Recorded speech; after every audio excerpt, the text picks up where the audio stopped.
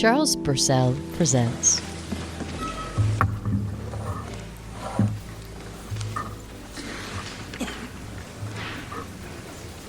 Members of the Senate, I submit to you, if it looks like a duck, if it walks like a duck, if it quacks like a duck, then it most certainly is, undeniably, incontrovertibly, a duck.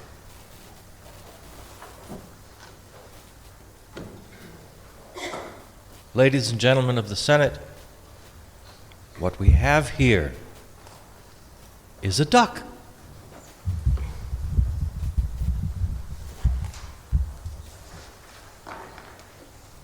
I mean, come on. Seriously? You're kidding me right now. Come on.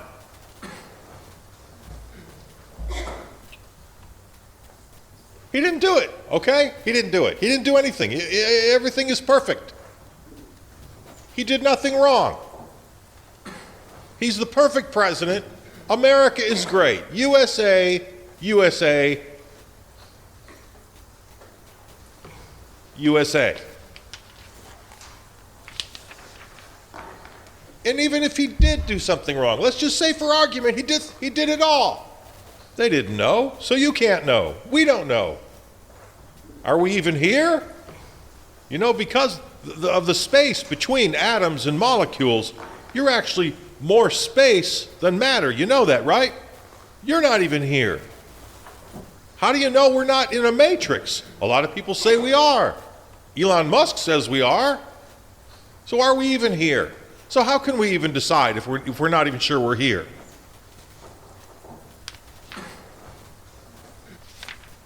But it really comes down to this. Executive privilege. They have no evidence, and the evidence they have is inadmissible.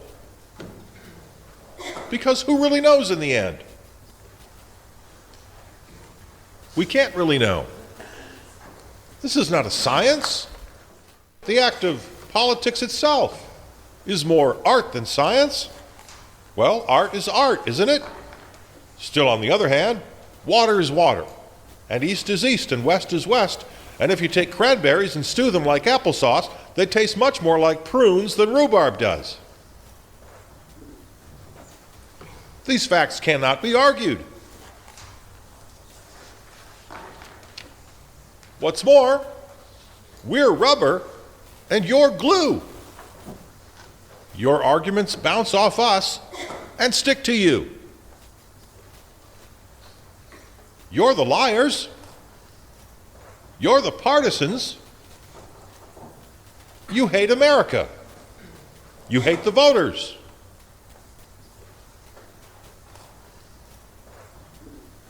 We're rubber, and you, Mr. Schiff, Ms. Lofgren,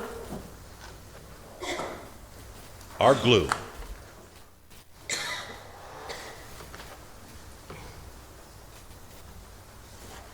And so even if we accept your case, well, in the wise words of Mick Mulvaney, get over it. That's just the way things are. And what about the Bidens? What about crooked Hillary? What about Obama and that tan suit? I mean, come on. Can we get serious here for a moment? It never happened. And even if it did happen, it doesn't matter. And in the end, who's to know what happened or what didn't happen? We can never know. Again, Elon Musk, the Matrix. Reality is perceived individually. My suit is dark blue. My tie is red. But maybe the senator sitting next to you is seeing a green tie. You can't really know that. We can't know anything because perception is undefinable. I know this sounds like a lot of bullshit, But I contend, if this is shit, you must acquit. I hold in my hand what may look to you like a kitchen sink. Others may see it as a wash basin or a receptacle of some sort. You can't know. We can't know. To some of us here, it may look like the aforementioned duck. Proof positive that their argument holds no water. Just like the down of a duck. But for the sake of argument, let's say this is a kitchen sink. So with this kitchen sink, let me just now conclude with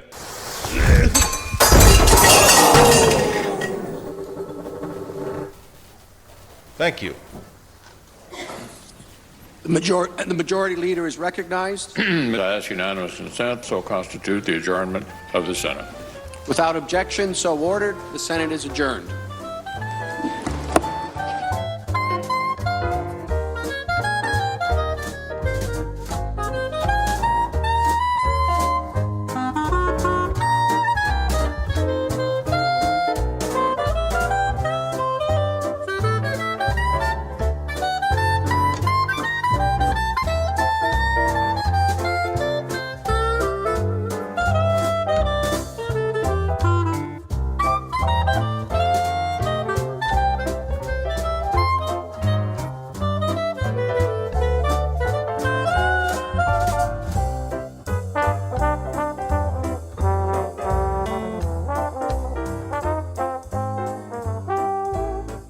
As a public service, hear now a list of vocabulary words that every American should know. First word, trumpery. Trumpery derives from the Middle English trompery and ultimately from the Middle French tromper, meaning to deceive. Noun, plural trumperies. Something without use or value, rubbish, trash, worthless finery, nonsense, twaddle. His usual conversation is pure trumpery. Used as an adjective, of little or no value, trifling, worthless, trashy. Next vocabulary word, tin horn. A contemptible person, especially one pretending to have money, influence, or ability. Someone who pretends to be important but actually has little money, influence, or skill. Tin horn gamblers tended to make up for the poor quality of their gaming equipment by a dressy appearance and showy demeanor. In truth, they belonged with the keepers of cheap saloons and three-card trick men, down near the bottom of the social pyramid. Next, despot. A ruler or other person who holds absolute power, typically one who exercises it in a cruel or oppressive way. Dictator. A leader who holds an extraordinary amount of personal power. Dictatorships are often characterized by some of the following: suspension of elections and civil liberties, proclamation of a state of emergency, rule by decree, repression of political opponents, not abiding by the rule of law, and cult of personality. Tyrant. An absolute ruler, unrestrained by law, or one who has usurped legitimate sovereignty. Often portrayed as cruel, tyrants may defend their position by oppressive means. The original Greek term meant an absolute sovereign who came to power without constitutional right. Sycophant. A servile, self-seeking flatterer. Synonyms: apple polisher, bootlicker, brown noser, fawner, flunky, lick spittle, suck up, and toady. Kakistocracy. A system of government that is run by the worst, least qualified, and/or most unscrupulous citizens. The word was coined as early as the 17th century, but gained significant use in the first decade of the 20th century to criticize populist governments emerging in different democracies around the world. The word is derived from two Greek words, kakistos, worst, and kratos, rule, with a literal meaning of government by the worst people. Kleptocracy, a government ruled by corrupt politicians who use their political power to receive kickbacks, bribes, and special favors at the expense of the populace, or simply direct state resources to themselves, relatives, or associates. Kleptocrats may use political leverage to pass laws that enrich them or their constituents, and they usually circumvent the rule of law. Oligarchy. From the Greek oligos, meaning few, and archo, meaning to rule or to command. Oligarchy is a form of power structure in which power rests with a small number of people. These people may be distinguished by nobility, wealth, education, or corporate, religious, political, or military control. Plutocracy. A society that is ruled or controlled by people of great wealth or income. The first known use of the term in English dates from 1631. Unlike systems such as democracy, socialism, or anarchism, plutocracy is not rooted in an established political philosophy. The term plutocracy is generally used as a pejorative to describe or warn against an undesirable condition. Meritocracy. Government, or the holding of power, by people selected on the basis of their ability. A ruling or influential class of educated or skilled people. And our last vocabulary word for today, democracy. Government by the people. A government in which the supreme power is vested in the people and exercised by them, directly or indirectly, through a system of representation, through free and fair elections.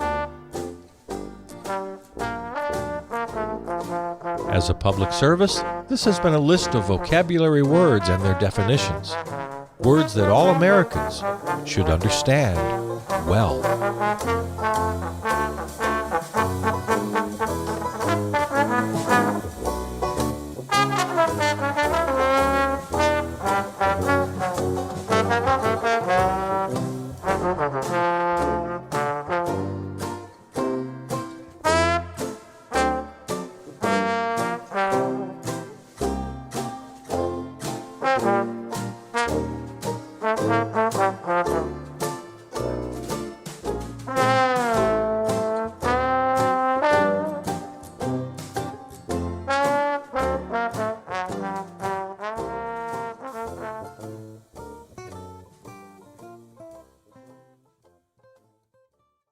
Oh, beautiful, for spacious skies, for amber waves of grain, for purple mountain majesties above the fruit and plain.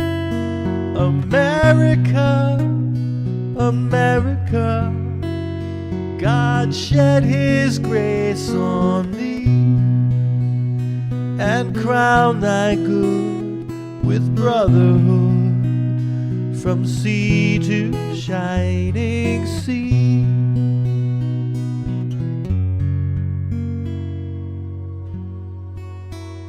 Oh, beautiful,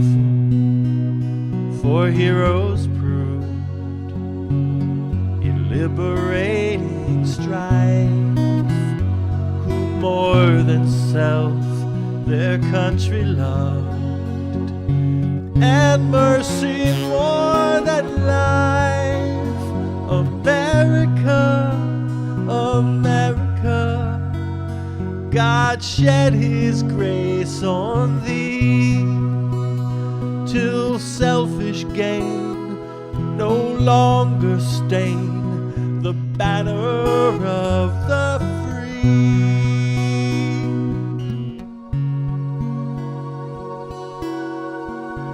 Oh, beautiful for spacious skies, for amber waves of grain, for purple mountain majesties above the fruited plain. America, America, may God thy gold refine, till all success be nobleness and every gain divine, till all success be nobleness and every gain divine.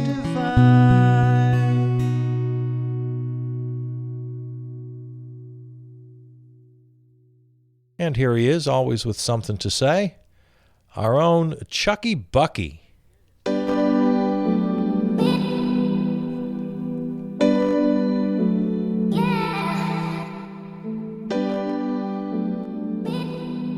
How you doing? It's your old pal Chucky Bucky checking in with you. Haven't talked with you for a little while.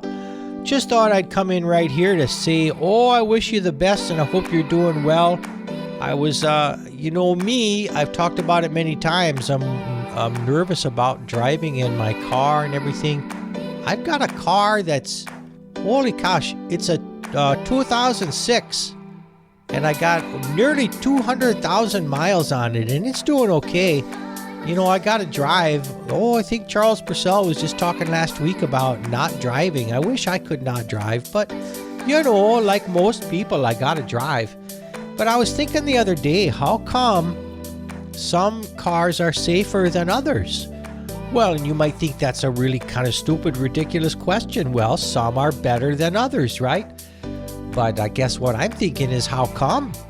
Everybody needs, if you need a car, you should be able to have a safe car. And if you don't have a safe car, well, then you're at higher risk than people who have safer cars. But the thing is, say you don't have much money. Comes down to money. I know, it always does, right? So I don't have much money. I gotta buy a crummy old used car. It's all I can afford. And now it's just not as good, it's maybe doesn't get as good a gas mileage, so it's worse for the environment, and it costs me more money for repairs that need, older cars need more repairs, and they don't get a good gas mileage as others. But mostly what I'm thinking about and what I started talking about there was safety. Sure, you want to spend, $50,000 on something bigger and safer and has all the safety features like you see on those darn commercials, about the automatic, stop before you hit the kid on the bike kind of thing. Sure, or the special traction, I don't know what they call it, but it's safer in the rain or the snow, where it's the automatic traction kind of adjustments that the wheels make, and and the steering and stuff like that. So how come a person with no money should be less safe? You'd say, well, okay, if you want to be safer, just buy a better car. But, some people can't do that. Well, what do you say to that? Well, it's just tough luck. How else could it be? Well, I'll tell you how else it could be, is that we don't base everything on how much money you have. It's a proven fact. I could look up the numbers for you. Go ahead, Google it anytime you want. poor people, people without money, they're the ones who die earlier. It's been through our entire history of, humans that life expectancy always keeps going up and up, right? Slowly but surely, we live longer. Every generation lives a little longer. Wait a minute. Up until now. Now the life expectancy is actually going down for poor people. For people who, laborers, people who do, the crummy work, the good, honest work it is. Sure, I'm not saying they're crummy people. They're doing their best and they're doing important work that needs to be done. They're up there pounding nails into the roof and, putting on the shingles and whatever they're doing. They're working in the factory line. They're doing their best. And everybody, is supposed to give them honor and respect for working hard. But they're actually living less now. Fewer years. Their life expectancy is going down. Life expectancy continues to rise for people with money. And the ones who don't have to work so gosh dang hard, don't put so much stress and strain on their bodies. They do white collar work or they do no work at all. They just sit around and collect on their investments, So I don't quite understand the argument anymore how we can't, look at money as a thing that has to just go away. It's one thing for a person to have, they work hard and they make lots of money. Okay, good for them. Fine. That's what the model everybody looks to. And you have success and then you have good health care and you can go on vacations and your stress is lower. And, I'm not saying you got to be rich, but, you got enough money to really take care of yourself in an appropriate way. And then the people without money, like I say, they can't take care of themselves appropriately. They don't have enough any health insurance in many cases, or so many people, and you know who I'm talking about. Maybe you got health insurance, but you don't never use it, right? Because you can't afford to use it. It's still, with all the deductibles and all of that, it's too much. You don't even use it unless you absolutely have to for a big time emergency. And then even with insurance, you wind up with because of the deductibles, you wind up with medical debt. Oh goodness. So you don't even go. You don't even go to the doctor because what the heck? I can't even afford it. And like I was starting to say, I interrupted myself. Sure, you work hard, you make some money. You might say, you might even believe this. Oh, you deserve to have the benefit of that. You reap the benefits of what you sow. Well, people are sowing all the time. They're working hard and not getting ahead, and they're even falling behind her all the time. And to the point now where if you don't have enough money, you are literally sick and you live an unhealthy life and you literally die earlier, many years earlier in some cases. And it's time to come up with a new system where money isn't the ruler of things. If money could be as it was intended, if it could be just the means by which we buy and sell and consume and produce things that we need, well, all well and good. But when you can't get what you need, especially in the line of, I started talking about cars and safety, and then healthcare, those two things, are the two shining examples. Could probably think of others. Things that everybody just deserves just because they're a human being, just because they're alive on this planet, for no other reason. Everybody should have equal health care. Everybody should have an equally safe car. Everybody should have an equally good education. And to tie that to money is the craziest thing I can imagine. And if aliens came down and asked us how we ran things and we tried to explain it to them, you go ahead. You go talk to Mr. Little Green Man Alien. Try to explain to him if you believe our system's just fine. You try to tell him, oh yeah, some people, they die early and they're sick all their lives because they can't afford it. So the little green alien's going to say, well, what the heck? Why is that the case? Oh, and you might say, oh, they don't work hard enough, so they don't get enough money. Oh my goodness, if you still believe that after all the evidence showing that that's just not the case, the relationship between work and income is just non-existent. So many people, the people who make the most money, do the least amount of work. You got enough to make investments. Make your money work for you. Oh, come on, right? That's just crazy. Money doesn't work for you. No.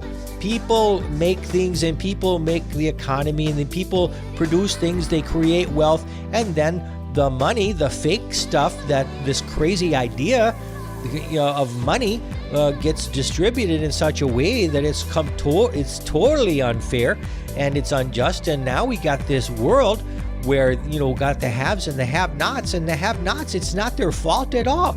So they should be safe in their car. Their kids should be educated. They should have their health care, just because, like I said, just because they're alive and they're people. Okay, so I don't care what side of the spectrum you're on. I don't care what you believe. You got to agree that that's the case. That's the case currently. That's the world we live in. We got haves and have-nots. And if you're just going to point to the have-nots and blame them for not working hard, well, then you're just dead wrong. You're just a big old dope, and you don't know what you're talking about. Just look at the goddamn numbers, and you'll see that it's true. So I'm not saying I got every answer in the world on how to fix things. I got some ideas. Sure, we all do. But I'm telling you, they can't be what we got now. Nope. And it can't be. You can't be okay with the status quo. If you're okay with the status quo, especially as it regards money and the inequality of wealth and income, and the inequality of outcomes, health, safety, proper nutrition, housing, education, healthcare, if you are okay with all of that, I don't even know what to say to you. You're like the worst of the deplorables. You don't have to agree with me on the solutions, but you better darn well agree with me of the problem, okay? So, anyway, there you go. I didn't mean to get all, got a little excited there, but that's what happens when this subject comes up. So anyway, here's your old pal, Chucky Bucky, wishing you all the best, and I hope you're well, and you take care until I talk to you again. All right, then.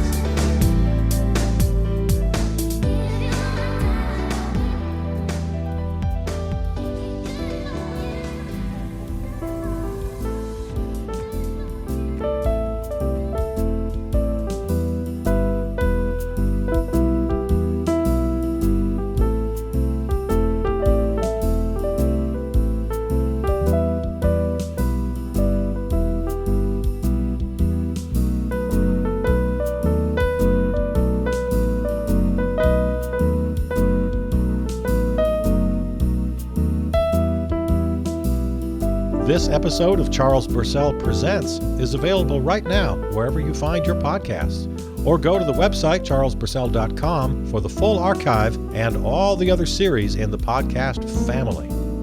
Follow, comment, and contact me on Facebook and Twitter.